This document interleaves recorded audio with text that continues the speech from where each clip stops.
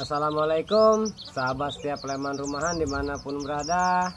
Sampurasun, kulonwon, tabipun. Mudah-mudahan kita semua selalu sehat walafiat, burungnya makin gacor, makin membanggakan. Bertemu lagi bersama saya Andri Suban, masih di Pleman Rumahan seputar rawatan burung pleci dan burung lainnya. Nah, kalau biasanya itu kan tanpa doping, tanpa gantang. Itu udah lama bener ya, udah lagi ketika di counter karena masa sibuk jaga counter. Sekarang di Lampung ada beberapa kali lah silaturahmi sesama antar Pleman. Jadi silaturahmi berkunjung ke gantangan ya udah mulai sedikit-sedikit lah. Ya, alhamdulillah sedikit-sedikit sekarang banyak kenal sama para suhu, para master yang biasanya cuma komunikasi melalui handphone, bisa bincang langsung, bisa ketemu langsung. Bahkan ada wacana yang namanya one day pleci di Lampung. Nah, jadi hari ini saya mau membahas pertanyaan teman-teman yang mungkin dari dulu banyak masuk, baru sekarang saya berani sampaikan, yaitu tentang beberapa hal yang diperhatikan sebelum gantang. Jadi banyak orang yang bertanya seputar gantang. Nah, ini saya garis bawahi dulu. Di sini bukan mengajari apalagi menggurui. Jadi sekedar santai aja sambil berbagi buat teman-teman semua. Dan juga buat para para master juga mohon koreksinya juga apabila ada salah-salah kata atau juga ada kesalahan dalam pemberian materian, dalam pembahasan, mohon diluruskan di kolom komentar ataupun DM WhatsApp atau juga inbox, dimanapun gak masalah. Yang jelas saya berharap koreksinya juga. Nah, cuma sebelum lebih lanjut buat teman-teman semua, biar lebih enak, biar lebih segar lagi, jangan lupa like, share, dan juga subscribe. Dan jangan lupa kita ngopi biar segar, biar adem. Pleman Rumahan seputar rawatan burung pleci dan burung lainnya untuk mempermudah para pemula dalam memahami dan merawat pleci. Mari ramaikan Pleman Rumahan agar dunia pleci makin diminati.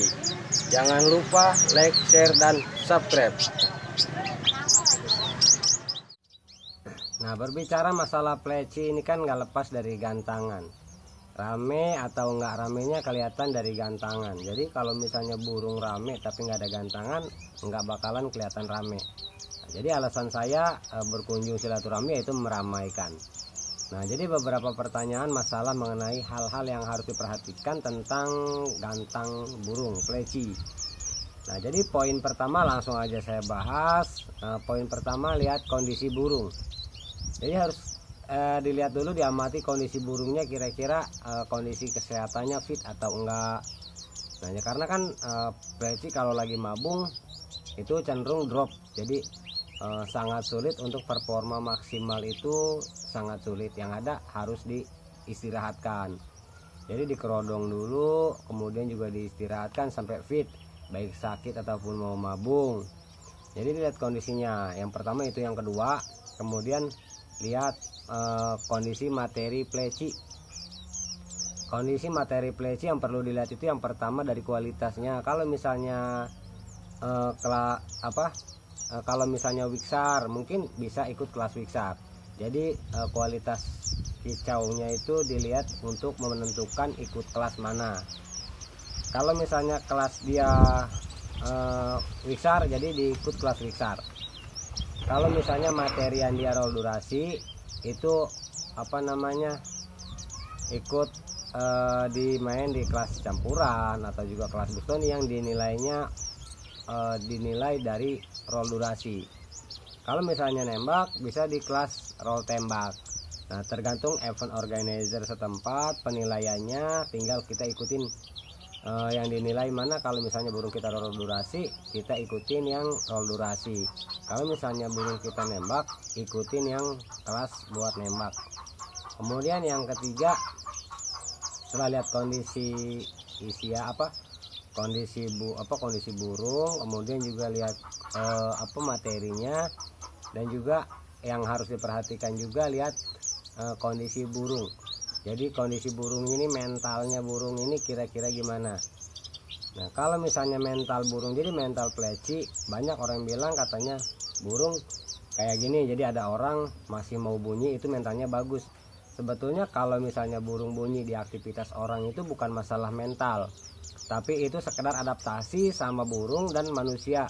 Si burung bahwa ini burung sadar bahwa manusia itu bukan sosok yang berbahaya bagi dia, jadi dia nggak takut, ngerasa nyaman walaupun banyak aktivitas orang. Nah, jadi kalau masalah tetap bunyi walaupun ada orang, itu udah saya buatkan videonya. Yang jelas perawatannya nggak bisa ekstra, harus proses lama. Kalau ngetes mental pleci itu yaitu ditemukan antara pleci lain. Nah, seperti ini ada pleci 1 sama pleci 1. Nah, dan tes plecinya bukan sama pleci sendiri. Kalau tes pleci sama sendiri ini ya mungkin bisa dibilang dia ada yang bahkan nguntul. Nah, kayak ini dia kalau sama pleci di sekitar punya saya semua dia nggak mau bunyi, tapi kalau di sendiriin dia mau bunyi, atau juga di apa namanya di sendiriin sama diketemukan pleci lain, jadi baru dia mau bunyi. Nah, jadi ngetes mentalnya kita temukan, dan juga lihat juga dari segi mentalnya ini antara campuran atau khusus busto. Jadi dari kolonian, kalau misalnya punya kita ini apa namanya, nah kayak ini dia kemarin ikut Buxtoni A sama Buxtoni B, dia nggak ikut campuran. Karena nggak ikut campuran ini kualitas kicau dia itu volumenya kalah sama dakun. Selain volume kalah sama dakun, setiap saya koloni sama dakun dia jarang mau ngotot. Jadi emang nggak maksimal bunyi, itu biasanya ada aja masalahnya, entah lompat, entah angkat kaki. Jadi mental dia kalah kalau main sama dakun. Nah, kalau ini main campuran kemarin, dia nggak ikut di Buxtoni. Kemarin memang sengaja tiket dibagi karena keterbatasan apa ya, ya ada unsur-unsur lah. Jadi ini memang main di campuran satu sesi doang, sesi A, sesi B nya udah kesorean nggak ikut.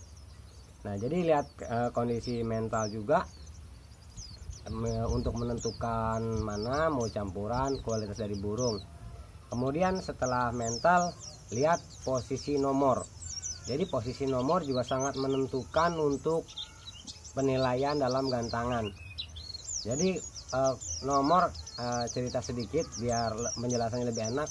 Karena ada beberapa jenis burung yang memang settingannya beda-beda, dan setiap settingan, setiap pleci itu punya karakter masing-masing. Karena pleci juga manusia makhluk hidup seperti kita yang punya keinginan, punya kenyamanan tersendiri, dan beda-beda, nggak sama semua. Nah, kayak kemarin yang ini main di pinggiran. Kalau dia nggak bisa main tengah, jadi kalau dia main tengah cenderung murung, angkat kaki biasanya. Nah, terus dia maunya main di pinggir. Makanya kemarin waktu gantang ini saya taruh di posisi pinggir, cari nomor pinggir. Syukur-syukur dapat pojok, dan alhamdulillah dapat emang nomor 01 ya. Daftar duluan, langsung ambil nomor 01 bagian pojok. Alhamdulillah dia mau tampil, mau kicau di atas gantangan. Nah, kalau yang ini memang dia nggak bisa di pinggir. Ini kalau yang ini kan udah sering gantang lah aslinya ya. Jadi mulai airan, pertama gantang, cari settingan jong, karena memang belum tahu selah. Kemudian di Dewata juga udah juga, yang main pinggiran juga. Di Bima juga di Bima juga udah juga.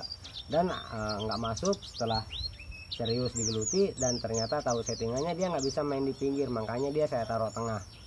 Jadi ini cari nomor tengah. Kalau cari nomor tengah dia anteng, mainnya rolurasi. Kalau misalnya dia main pinggir, dia nggak mau anteng, dia lompat sana lompat sini. Memang dia lebih ngotot, bahkan kalau keluar volume itu setara dakun kalau ngototnya itu. Cuma yang saya kemarin agak was-was dia ini kalau sampai wit-wit.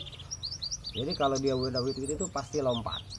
Nah, kalau udah ngalas isian dengan maksimal pasti ujung-ujungnya lompat. Dan kemarin ya alhamdulillah materi yang keluar materi durasi, bukan nembak. Nah, kalau ini kan di pinggir, jadi ada yang namanya tempat kenyamanan masing-masing. Nah, cara mengetahuinya teman-teman bisa lihat kualitas dia ketika koloni. Jadi ajak posisinya mungkin ke tempat teman-teman lain, kita coba gantung dengan posisi mungkin di tengah, di pinggir, kasih di mana aja yang sekiranya dia mau bunyi. Nah, berarti dia udah cocok sama tempat itu. Posisinya kalau di pinggir ya di pinggir, kalau di tengah di tengah. Dan coba jangan cuma sekali dua kali. Kalau sekali dua kali bisa mungkin pas lagi moodnya dia beda, Tapi kalau udah keseringan cenderung bunyinya di pinggir atau bunyinya di tengah, berarti emang settingan dia seperti itu. Nah, jadi fungsinya buat pilih nomor itu buat menentukan burung kita maunya posisi pinggir atau posisi tengah. Karena kan posisi tengah sama pinggir juga menentukan itu beda antara cahaya terang sama gelap. Kalau di tengah itu cenderung gelap. Nah, jadi kalau saya perhatiin dari dulu, ketika kita pilih nomor gantangan itu sering habis itu nomor pinggir, tinggal nomor tengah yang jarang diisi. Nah, jadi kalau ini dia mainnya memang main tengah, kalau ini main pinggir. Yang terakhir yaitu perhatikan juga burung di sekitar atau juga kondisi di sekitar. Karena memang kemarin saya sendiri waktu main awal sesi itu, ketika Buxton A kemarin yang main ini, jadi posisi di pojok, saya terlalu fokus ke burung, saya amati bener burung sampai saya nggak ngeliatin kanan kiri, saya nggak ngeliatin ke bawah. Dan begitu selesai saya nggak tahu, kalau saya nggak sadar kalau burung saya ini masuk nominasi karena nggak merhatiin bendera di bawahnya. Tiba-tiba selesai saya ambil, pas saya keluar yang lain foto-foto, sesi nomor 1 dipanggil. Dan ya memang dari awal itu nggak nyangka bakalan punya saya itu masuk dalam nominasi. Ya walaupun ketiga ya alhamdulillah gitu kan ya, suatu ada rasa kebanggaan dari saya, bukan menyombongkan diri ya. Jadi kebanggaan tersendiri karena memang bagi saya itu silaturahminya yang lebih utama daripada pialanya. Dan alhamdulillah apalagi dapat silaturahmi, dapat pialanya, dapat semuanya, dapat itu ya mungkin wah juga ya. Nah, jadi yang jelas jangan takut untuk mencoba, perhatikan beberapa hal tadi yang udah saya bahas. Buat para suhu juga mohon koreksinya. Nah, yang jelas kan ketika burung mapan udah tahu settingannya, dan settingan burung juga nggak sama semua, beda-beda. Paling enak itu settingannya ini. Nah, ini settingannya paling enak kalau punya saya. Sama seperti yang dulu hilang. Jadi settingannya sama yang dulu hilang. Kalau yang dulu hilang itu sama ini sama. Jadi settingannya cuma pisah untulan aja. Nah, ini kandang untulannya besar. Jadi ketika mau berangkat saya ambil dari kandang untulan, diambil dari kandang untulan, kemudian bawa gantang, jadi untulannya beda, betinanya satu di kandang untulan besar, dan ketika dia mau gantang itu saya bawa untulannya yang beda lagi. Nah, jadi setelah pulang gantang ya kita masukin lagi ke kandang untulan yang besar. Kalau yang ini agak sedikit ribet, yang mandi malam dia harus, terus juga yang setting kroto, kalau ini nggak bisa pakai ulet. Nah, masalah settingan udah saya bahas juga, tinggal disimak aja di playlist rawatan pleci. Jadi bisa apa namanya, ada beberapa yang udah saya buat di situ. Nah, jadi sekali lagi buat suhu para master mohon koreksinya juga, bukan mengajari apalagi menggurui, sekedar santai sambil berbagi, cari manfaat buat semua. Itu aja dari saya. Wassalamualaikum warahmatullahi wabarakatuh.